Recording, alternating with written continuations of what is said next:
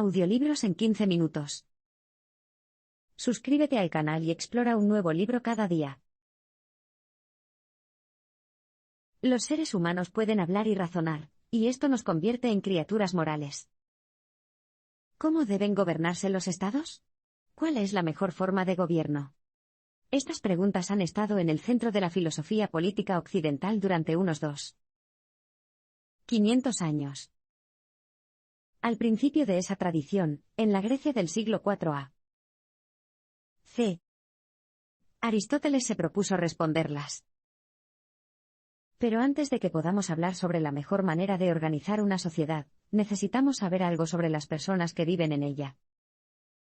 ¿Cuál es su naturaleza? Responder a esto puede ayudarnos a pensar con más claridad sobre qué es lo que realmente queremos que hagan los estados y los gobiernos. El mensaje clave en este abrir y cerrar de ojos es: los seres humanos pueden hablar y razonar, y esto nos convierte en criaturas morales.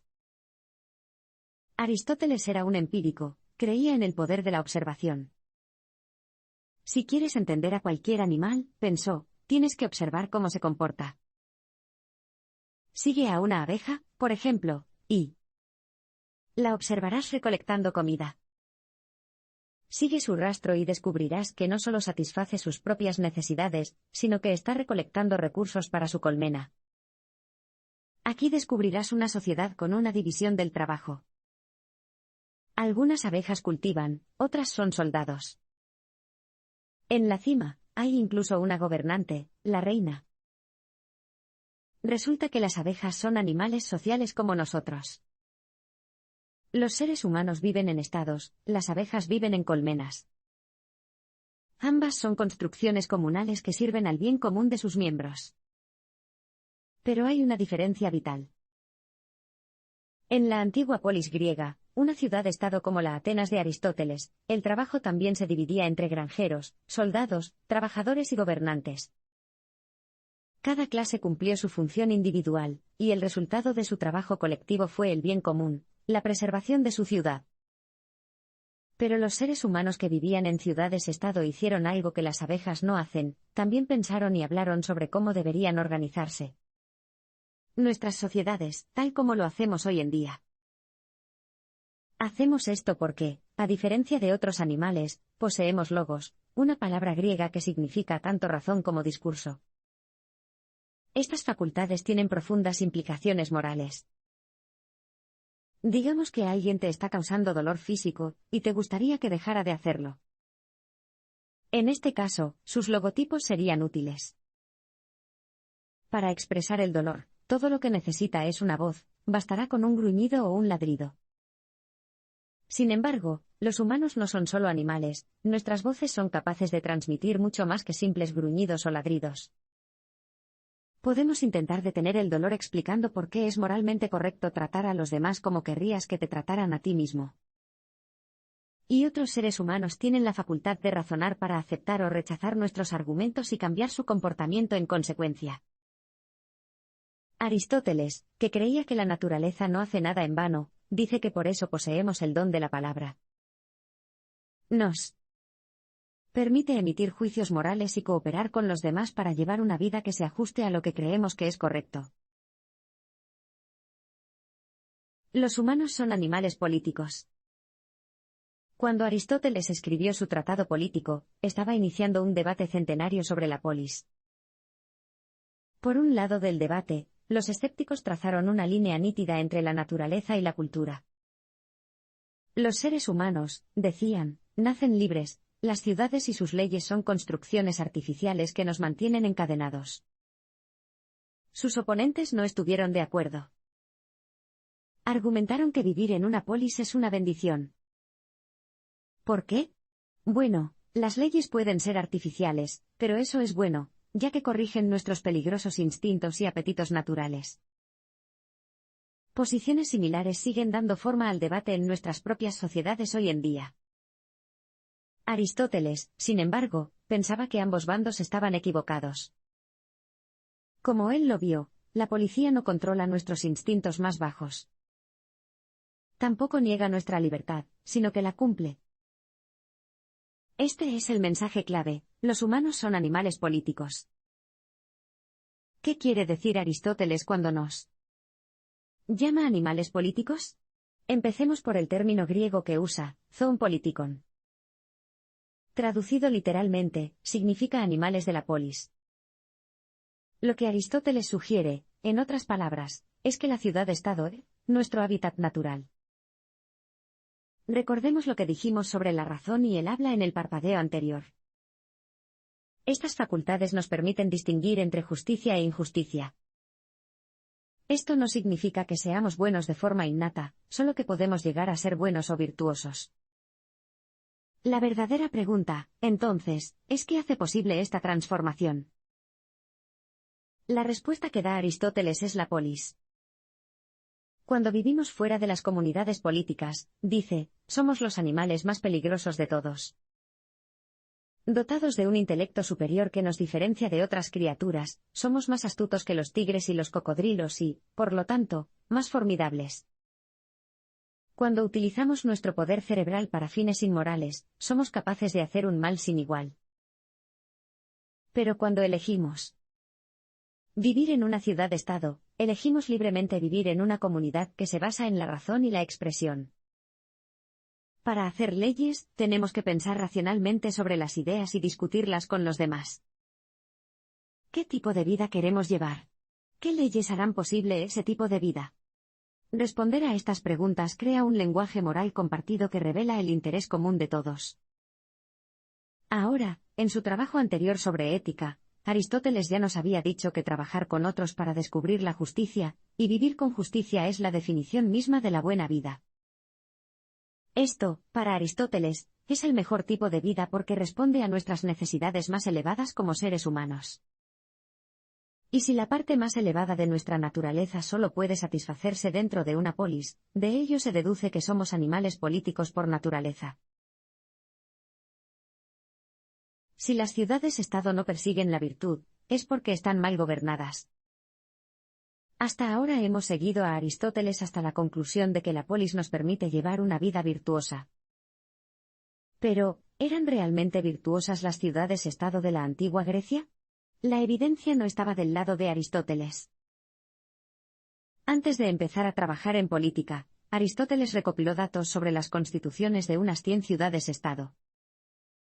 Solo una ciudad, la gran rival de Atenas, Esparta, parecía valorar la virtud, pero ni siquiera los espartanos estaban a la altura de los estándares de Aristóteles. Claro, cultivaron la virtud militar y fueron luchadores excelentes y honorables, pero en tiempos de paz eran tan corruptos como cualquier otra ciudad-estado. Quizá cultivar la virtud no era el propósito de una polis, después de todo. Pero Aristóteles se negó a aceptar esta idea. Este es el mensaje clave: si las ciudades-estado no persiguen la virtud, es porque están mal gobernadas. Aristóteles creía que es un principio de la naturaleza que cualquier cosa que conste de múltiples partes contiene un elemento gobernante y un elemento gobernado. Los modos musicales, por ejemplo, se organizan en torno a las notas dominantes. Cuando gobiernan, hay armonía; cuando no lo hacen, hay discordia. Este principio también se aplica a los seres humanos, que constan de dos partes, una parte animal inferior, el cuerpo, y la parte racional superior, la mente o, como lo llama Aristóteles, el alma. Cuando el alma gobierna el cuerpo, hay armonía. La razón modera el apetito del cuerpo. Puede concebir fines superiores y satisface los deseos del cuerpo como medio para lograr este fin. Nuestras almas saben que nadie alcanza la sabiduría con el estómago vacío, pero también que una persona que vive solo para comer buena comida y beber buen vino es poco probable que sea sabia.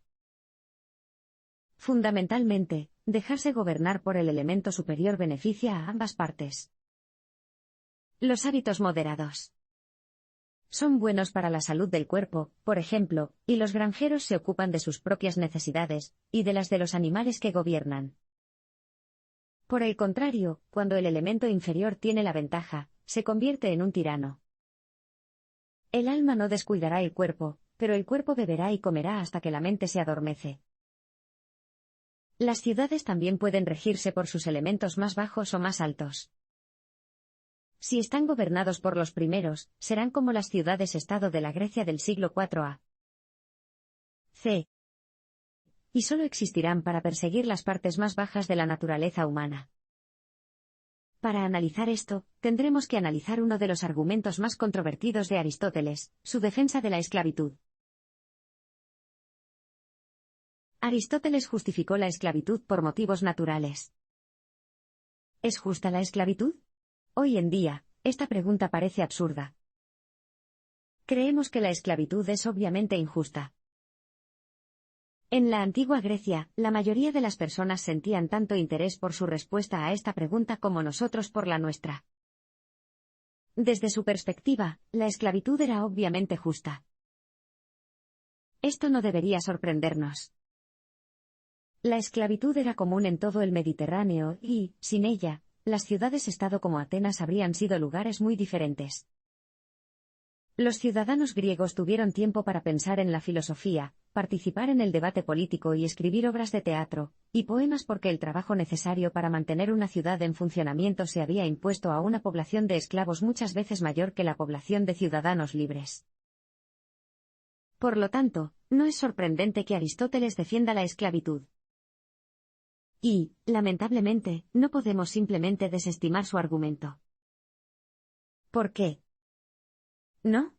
Bueno, aunque ofrece una defensa bastante convencional de la esclavitud tal como existía en la antigua Grecia, también utiliza la esclavitud como contrapunto para hablar de la buena vida. Como veremos, esto desempeñará un papel importante en sus argumentos posteriores. El mensaje clave aquí es, Aristóteles justificó la esclavitud por motivos naturales. Aristóteles afirma que algunas personas son por naturaleza esclavas. ¿Qué significa esta impactante declaración? Los esclavos naturales, argumenta, no pueden razonar por sí mismos, lo que significa que necesitan un amo que pueda razonar en su nombre. Piensa en lo que dijimos sobre el cuerpo y el alma. Para Aristóteles, los esclavos solo tienen una existencia corporal, de lo único que son capaces es de trabajar con sus cuerpos, lo que a su vez satisface las necesidades corporales de los amos. El amo de esclavos, en comparación, tiene un cuerpo y la capacidad de razonar. Cuando gobierna, se preocupa tanto por los suyos como por los del esclavo. Dicho de otra manera, los esclavos se benefician de la esclavitud porque su relación con un amo les permite participar, aunque sea indirectamente, en la vida de la razón. Pero, ¿quiénes son estos esclavos naturales? Hay que reconocer que Aristóteles discrepa con al menos un aspecto de la esclavitud tal como se practicaba en el mundo griego. Muchas personas, dice, son esclavizadas porque sus padres fueron esclavizados después de haber sido derrotados en la guerra, una práctica común en el siglo IV a. C. Y que Aristóteles considera injusta. Pero si bien la naturaleza puede pretender que lo bueno provenga del bien y lo malo de lo malo, no siempre es así. De ello se deduce que muchos esclavos no son esclavos naturales y deberían ser liberados. Pero, como veremos en el próximo parpadeo, este no es un argumento a favor de la abolición total. De hecho, la esclavitud es demasiado importante para el argumento de Aristóteles como para que él siquiera considere tal. Punto de vista. Aristóteles piensa que los humanos libres tienen una forma distintiva de razonar. ¿Por qué Aristóteles se molesta en defender la esclavitud? Recuerda que fue ampliamente aceptado en su época. Y si Aristóteles quisiera presentar un argumento en contra de la esclavitud, tendría sentido que dedicara algún tiempo a elaborar un punto de vista que sorprendiera a sus contemporáneos. Pero esto no es lo que quiere hacer. Puede ser que esté utilizando la esclavitud para presentar un tipo diferente de argumento. Porque de lo que Aristóteles realmente quiere hablar, parece, es de la razón. El mensaje clave en este abrir y cerrar de ojos es, Aristóteles piensa que los humanos libres tienen una forma distintiva de razonar. En la República de Platón, un texto que se cita a menudo en la política, uno de los compañeros de combate de Sócrates, sostiene que el pensamiento racional es simplemente una herramienta. Al igual que nuestros brazos y piernas, la razón nos ayuda a satisfacer las necesidades y deseos del cuerpo. Es cierto que es más complejo que la fuerza bruta, pero un transportador es más complejo que un martillo y, sin embargo, seguimos llamando a ambas herramientas Aristóteles rechaza esta línea de pensamiento. Si nuestro único propósito en la vida es satisfacer las necesidades y los deseos de nuestro cuerpo, resulta imposible diferenciar a las personas libres de las personas esclavizadas, ya que los esclavos también son capaces de utilizar la razón como una herramienta. Vamos a desglosarlo. En última instancia, Aristóteles sostiene que los no griegos son esclavos naturales, ya que sus sociedades, por complejas que sean, no están dedicadas a una vida de razón. Parece una afirmación extraña. Como hemos visto, los esclavos naturales son, según Aristóteles, personas que no pueden razonar de forma independiente. Sin embargo, debe haber sido consciente de los logros intelectuales de personas no griegas, como Jerjes, el emperador aqueménida que planeó la invasión de Grecia. En sus otras obras, Aristóteles también atribuye a los egipcios la invención de las matemáticas, y admite que los babilonios son excelentes astrónomos. Pero hay, dice Aristóteles, diferentes tipos de razón. Los esclavos naturales pueden construir casas, organizar ejércitos y observar las estrellas, pero este es un razonamiento técnico, nos dice cómo hacer algo, pero no por qué debemos hacerlo. El razonamiento práctico es diferente, tiene que ver con el fin último o el bien supremo que intentamos lograr al llevar a cabo cualquier acción. Para Aristóteles, el fin más elevado es la buena vida, vivir virtuosamente. Como hemos visto, este es el tipo de vida que la polis hace posible, pero ahora también sabemos quién participará en ella, humanos libres capaces de razonar de manera práctica.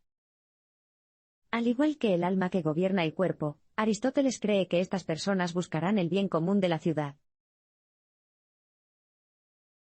Hay 3 regímenes correctos y 3 regímenes desviados. ¿Quién debe gobernar la ciudad? La respuesta de Aristóteles es sencilla: los virtuosos. Cree que las personas que ya dominan la sabiduría práctica buscarán el bien común de todos los ciudadanos y aprobarán leyes que promuevan la virtud. De acuerdo, entonces pondremos a los virtuosos al mando. Pero, ¿qué tipo de régimen debería adoptar la polis? Aristóteles enumera 3 posibilidades. Si la ciudad posee a una persona que es más virtuosa que las demás juntas, esa persona debe gobernar. Si hay un grupo pequeño de personas excepcionalmente virtuosas, se les debe confiar el gobierno. Pero si todos los ciudadanos que actúan juntos son más virtuosos que cualquier grupo, entonces todos los ciudadanos deberían gobernar.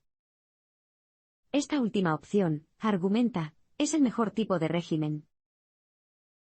Este es el mensaje clave: hay 3 regímenes correctos y 3 regímenes desviados. Cuando una persona gobierna, Aristóteles llama monarquía al régimen.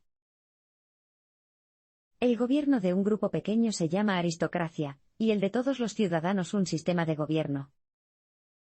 Sin embargo, tenga en cuenta que los 3 regímenes promueven el interés y la virtud comunes a pesar de que adoptan diferentes medios para perseguir este objetivo. Aristóteles afirma que también hay 3 regímenes desviados. Estas reflejan los regímenes correctos: a veces gobierna una persona, a veces un grupo y, a veces, la mayoría. Se llaman tiranía, oligarquía y democracia. Todos difieren en la organización, pero comparten un rasgo: persiguen sus propios apetitos y deseos en lugar del bien común. Un tirano, por ejemplo, solo busca sus propios intereses y pisotea a sus súbditos. Del mismo modo, los oligarcas utilizan su poder para llenarse los bolsillos y descuidar los intereses de los ciudadanos más pobres. La inclusión de la democracia por parte de Aristóteles del lado de los regímenes desviados puede sorprendernos, pero utiliza el término de una manera muy específica. Para él, la democracia se refiere al gobierno de la mayoría que usa el poder para saquear la ciudad y hacer caso omiso de los derechos de las minorías. ¿Qué régimen debemos elegir? Aristóteles es un elitista de corazón, y dice que la monarquía es la mejor forma de gobierno. Pero también es bastante pragmático. En realidad, admite, una persona que posea más virtud que toda la ciudad estaría más cerca de un dios que de un humano, y es muy poco probable que encontremos a un individuo así entre nosotros. Y la monarquía se degrada fácilmente hasta convertirse en tiranía, el peor de los regímenes desviados. También son raros los grupos pequeños de personas sumamente sabias y benévolas, lo que excluye a la aristocracia. Eso deja a la política, el más práctico de los tres regímenes correctos. Como veremos, el primer tema que las instituciones políticas deben abordar es el conflicto de clases. El conflicto de clases socava las democracias. Aristóteles ofrece un par de argumentos convincentes a favor del gobierno democrático. Individualmente, comienza, los ciudadanos pueden no ser particularmente virtuosos. Sin embargo, colectivamente pueden convertirse en un solo ser humano con muchas manos y pies y un carácter más grande. Lo compara con una cena compartida. Ningún cocinero individual puede ser mejor que el chef más talentoso, pero muchos cocineros que aportan platos pueden ofrecer un banquete mejor que el mejor chef por sí solo. También es cierto, piensa Aristóteles, que una multitud suele ser más virtuosa que un individuo. Después de todo, es más fácil sobornar a un solo juez que convencer a una multitud. Esto sugiere que las democracias son capaces de hacer virtud. Entonces, ¿por qué Aristóteles las considera regímenes desviados? Bueno, a pesar de sus méritos teóricos, las democracias suelen ser muy inestables. El mensaje clave en este abrir y cerrar de ojos es: el conflicto de clases socava las democracias. Anteriormente, discutimos la idea de Aristóteles de que los ciudadanos pueden llegar a compartir un lenguaje moral basado en ideas comunes sobre lo que es justo y lo que es injusto.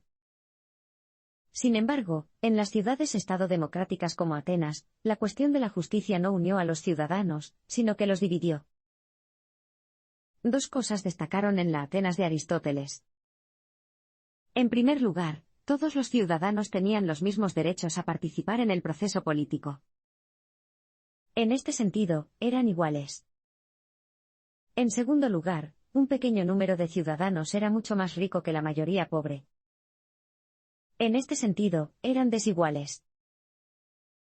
Ahora bien, la justicia para Aristóteles se basa en la idea de que las personas reciben recompensas o castigos según su mérito o valía.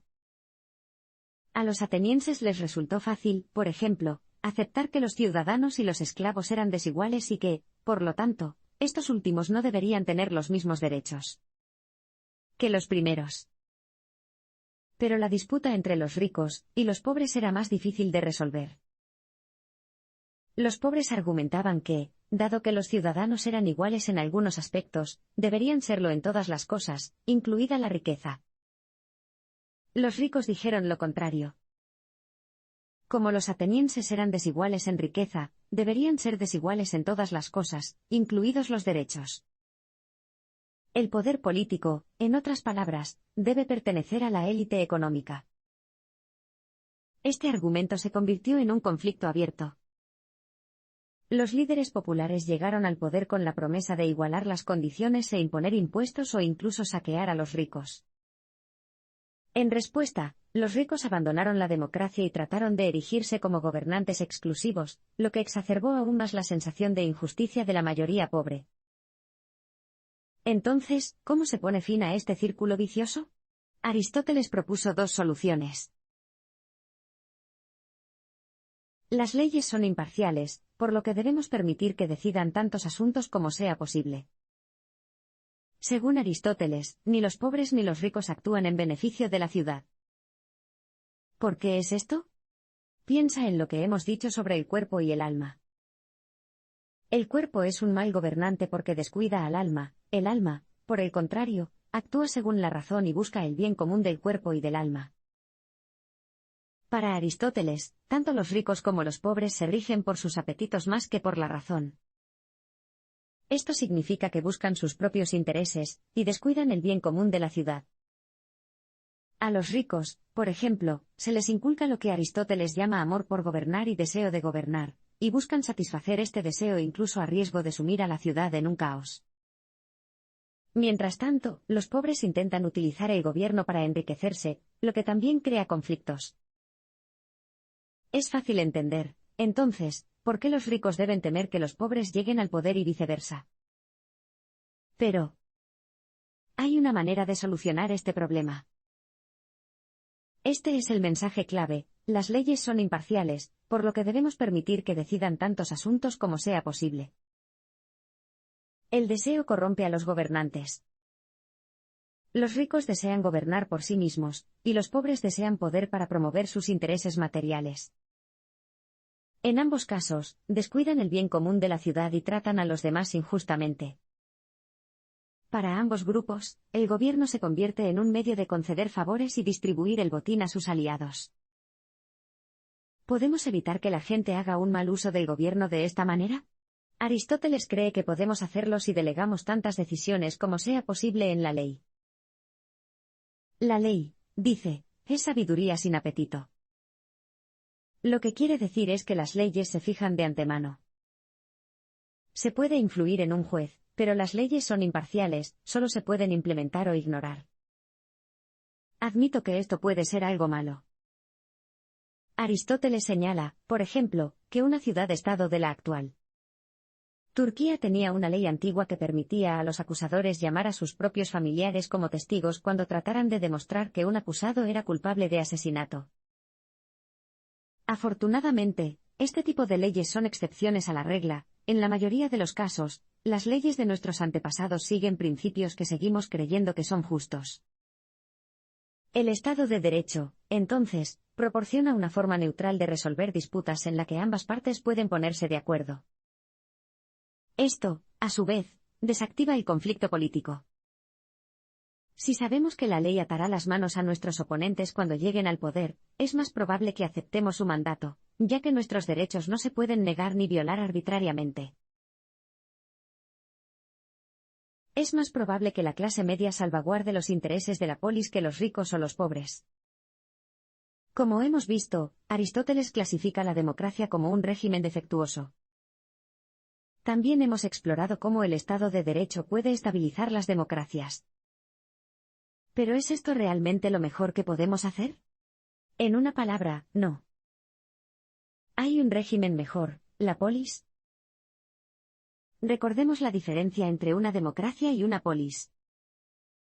En este último caso, los ciudadanos ejercen el poder para promover el bien común en lugar de sus propios intereses.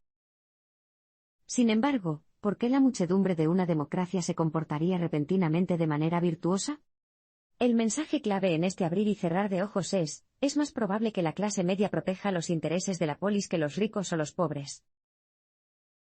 El problema que aquejaba a las ciudades-estado democráticas, como Atenas en la época de Aristóteles, era tan fácil de describir como difícil de resolver: la extrema desigualdad económica. Erosionó los cimientos de la polis. Una ciudad, al fin y al cabo, es una asociación de personas libres que deciden compartir sus vidas y dedicarse a la buena vida. Para Aristóteles, esta solo puede ser una relación entre iguales que se traten con afecto y respeto. El conflicto de clases destruye esos vínculos. En lugar de ver a sus conciudadanos, los ricos ven a personas inferiores que no merecen más que desprecio. Los pobres, por su parte, están consumidos por la envidia. Dicho de otra manera, los ricos son demasiado arrogantes y los empobrecidos son demasiado maliciosos para ser ciudadanos virtuosos. Entonces, ¿a quién debe acudir la policía? Cuando habla de ética, Aristóteles siempre elogia el camino intermedio entre los extremos. Un cobarde, por ejemplo, no sirve de nada durante una batalla, pero tampoco ayuda mucho un soldado demasiado atrevido y temerariamente que se deje matar atacando al enemigo por sí solo.